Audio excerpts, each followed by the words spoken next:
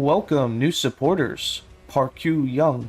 Thank you for your support. It's much appreciated. Hello, travelers. Boardman21 here, and today's build is the updated ice ranged minion build that we did previous patch. In this patch, we're not only updating it, we're going to change some things. We are incorporating the zombies, the volatile zombies, as they will generate a lot of ward for us. And then also, we're turning this into a full freeze build. Not only will they do cold damage, but we're going to give them a higher chance to freeze. So instead of wearing the Death Rattle Amulet, we will now be wearing the Eyes of Formosus. And with these, the minions will have a huge percentage chance to freeze the enemies per stack of chill that are on the enemies. It also gives a lot of extra cold damage for them.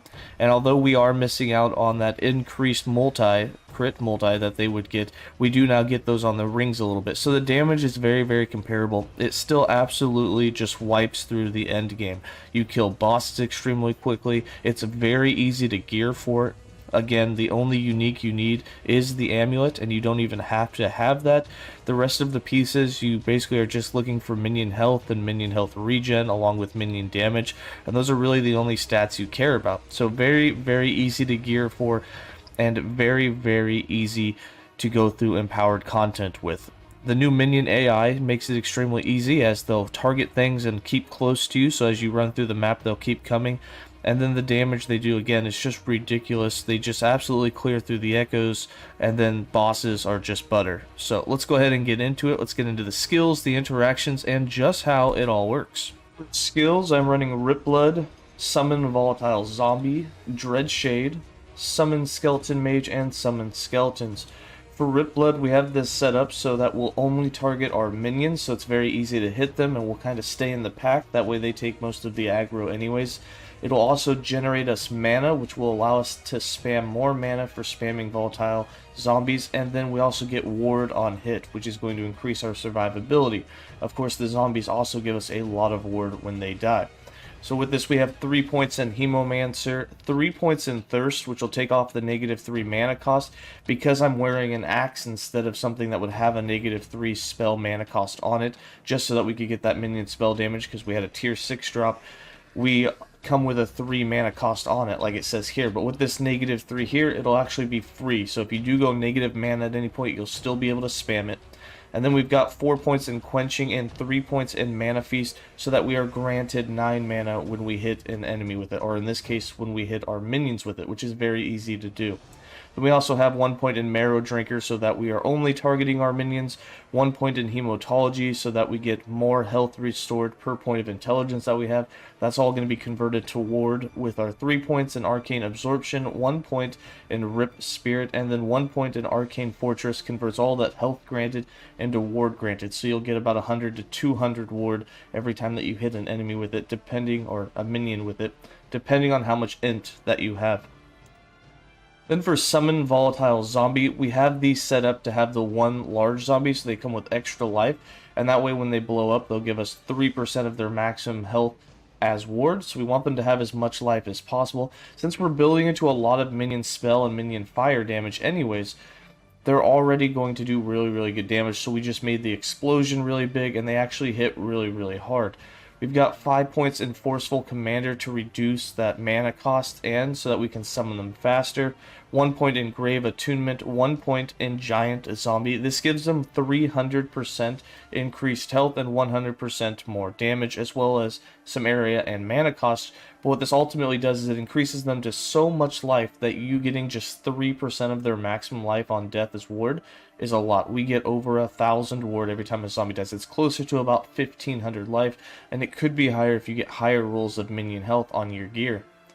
We got 5 points in Path of Destruction. Like I said, since we're building into spell damage for minions and just minion damage in general, they're already doing really good damage. Not the most epic roll damage, but they're hitting about 5 times harder than just a single mage would. And now we just want that explosion to be really big so they can clear AoE really well when we just happen to have them explode. Then we've got 3 points in Necromantic Fervor, which increases the healing from zombie max health, so you'd be healed for 3% of their life given to you as life. 1 point in Vital Ward converts that health into ward, and then 3 points in Awakening and Presence. When a zombie dies, or not a zombie, when a minion dies, there's a 30% chance that a zombie will be procced from that. So if your summon skeleton mages and summon skeletons happen to die, there's a chance that it'll proc a zombie for you, but it will cost the mana cost. So you do have to be careful with that. Your skeletons will not die that often, so it's not a huge thing, but we are running Dreadshade, which means eventually some of your minions will die. You'll have to resummon, and when that happens, you'll be able to have a chance to proc a zombie, which is just going to be extra ward and a little extra damage for you. Then in Dreadshade, we have this set up the normal way that I always set it up, and that's going to be that the minion that you put it on will get the crit chance, and then there's going to be a big aura around them, and everything inside of that aura gets a big boost. They're going to get a lot of attack speed, they're going to get a lot of damage boost, and then you are going to get a lot of armor based on how much int that you have. So we've got 3 points in Lingering Doom, 1 point in Pernicious Pact, 1 point in Egoism, so that the minion will always crit. This also gives it a cooldown so that if you want to put it on autocast, you can. 2 points in Spectral Presence, 3 points in Dying Coven, and this gives everything in the area of effect 45% increased attack or cast speed, which is huge for this build. We have 4 points in Grim Fate, 1 point in Symbiotic Apparition, so that our allies and ourself is affected by this aura.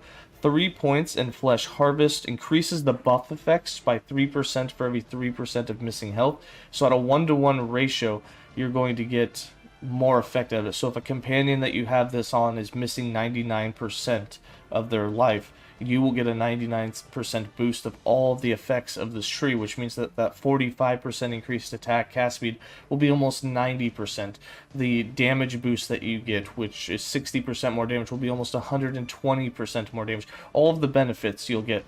And then 1 point in Dread Plague, and then 1 point in Martyrdom, so that you get 25 flat armor per point of intelligence.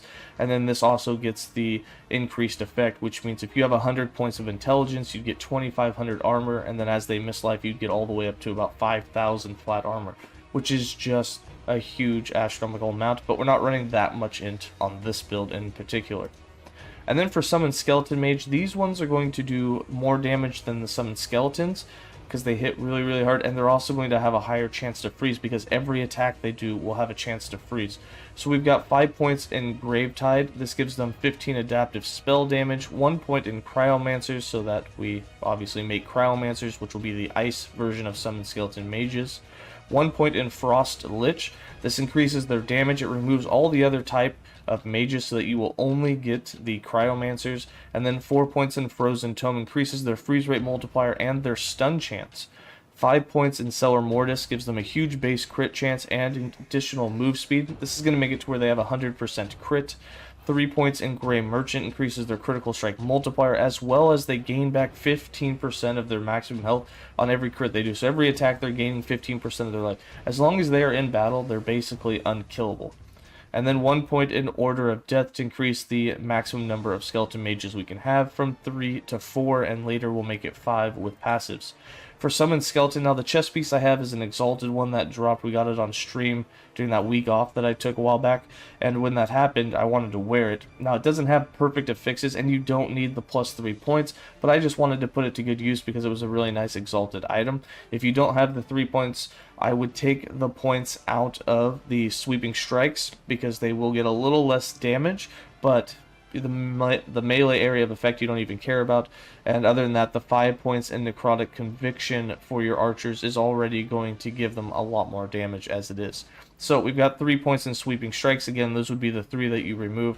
2 points in Unbound Necromancy, 1 point in Grave Walker, so you can have an additional skeleton. 5 points in Necrotic Conviction, so that you get that increased archer damage, 75%. Now this one gives them a 15% boost of damage, whereas the one up here only gives 12, and that's why I recommend you take those 3 out. And then 1 point in Hollow Walkers as another +1 skeleton. 5 points in Unholy Rage, gives your skeletons more attack speed. 1 point in Marrow Walkers, gives another +1 skeleton. Then we've got 1 point in Fire Arrow, 1 point in Ice Arrow, 1 point in Multi-Shot, 1 point in Lone Guardian, and 1 point in Mightier Than the Sword to remove warriors altogether. For passives, I've got 20 points in the base Acolyte class, with 5 points in Blood Aura, 5 points in Stolen Vitality, 5 points in Dark Rituals, and 5 points in Bone Aura. We have 93 points in the Necromancer, with 8 points in Risen Army, 3 points in Cursed Blood, 8 points in Blood Armor, 5 points in Mortal Tether, that's to unlock the 1 point in Unbound Necromancy for the +1 skeleton. 7 points in Aegis Fall, which gives Minion Armor Shred. They can apply up to 2 stacks of Armor Shred on every attack, which really takes the armor off of all the enemies and really helps against bosses. We got 8 points in Tyrant. This gives us a lot of health. It reduces minion health, but that's okay. And then we have 2 points in Tyrant's Legion, which gives us 2 more skeletons, as well as increases their damage, but again, reduces their health even a little more. But this is only for the skeletons, which is fine. 10 points in Moonlight Prior gives +10 fire and necrotic damage to all attacks. 10 points in Rite of Undeath gives them 150% increased elemental and necrotic damage. This is huge for the cold. Then 10 points in Blades of Forlorn gives them another 70% minion cold damage, as well as minion chill chance. And that chill chance is very important. You want these points in here because for every stack of chill on the enemy that you have applied, or that the minions have applied, since you're not actually attacking enemies yourself, is going to give them almost 300% increased chance to freeze. So with 3 stacks on there, they have a 900% increased chance to freeze the enemy mobs, which you'll notice in some of the gameplay, they actually do freeze a lot of the rares. The bosses, not so much. Even with as many attacks as they do, as many hits that they're getting in, and how high their freeze rate chances, it's still almost impossible to get empowered bosses to freeze just based on the formula and how much health that they have. Especially the more health that you give them, the harder and harder it gets. We're talking less than a 1% chance per hit, and it's just a little ridiculous. Hopefully that formula changes, but let's not get completely into that right now. We also have 5 points in Frantic Summons, 5 points in River of Bones, and 10 points in Heresy, with the last point in Disciples of Necromancy, so you get that 5th Skeleton Mage.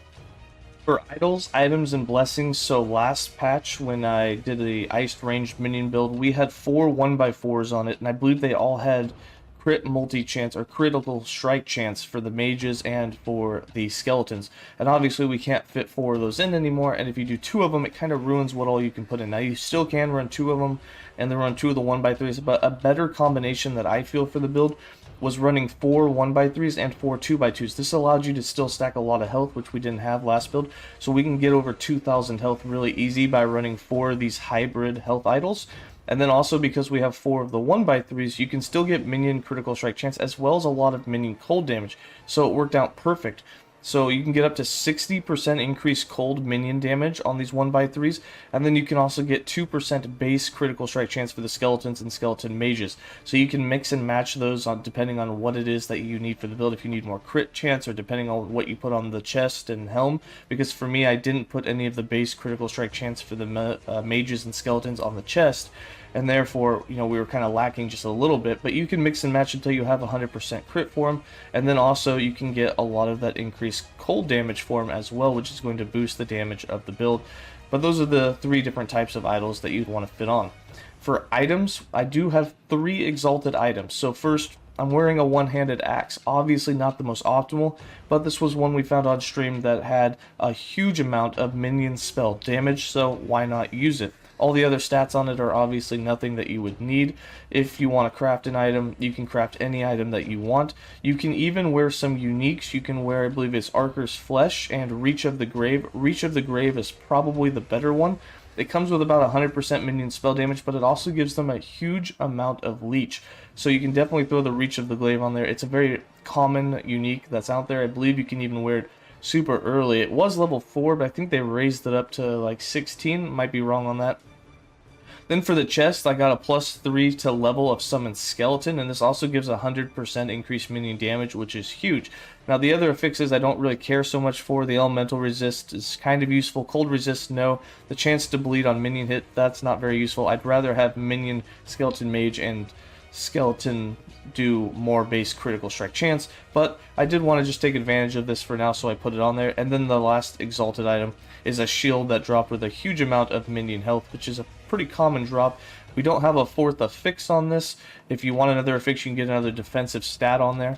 However, none of these are required, so don't pretend like you have to get exalted items for this. None of these are required for the build. You can just craft things up. Your crafted ones will probably be better. Even a tier 1 chance for skeleton mages and skeletons to have that base crit chance on a chest piece is going to be more powerful than the extra 3 levels that we put in here. The 100% minion damage is nice, but it's not going to be a game changer, and you can still craft up your +1 to tier 5 summon skeletons. So for the uniques, we have one unique, that's the Frozen Eyes of Formosus, and this gives a freeze rate per stack of chill for the minions up to 300%.